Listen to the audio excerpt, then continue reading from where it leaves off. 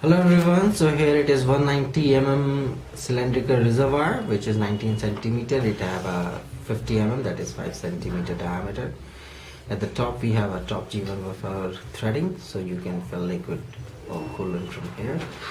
We have two G1 buffer threading at the side and the bottom, and one at the bottom. So if you want to connect directly pump here at the bottom, you can do it.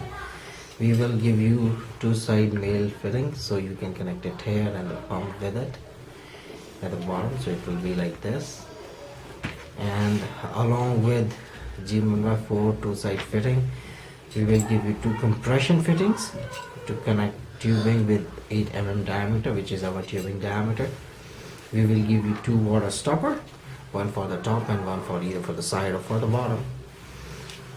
Two clamps to connect the reservoir with the cabinet, and two L brackets to give it support, or if you want to give support to the pump with all the screws and nuts needed for the installation.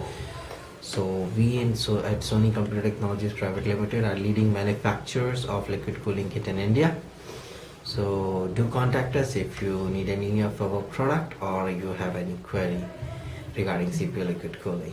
Thank you for watching this video.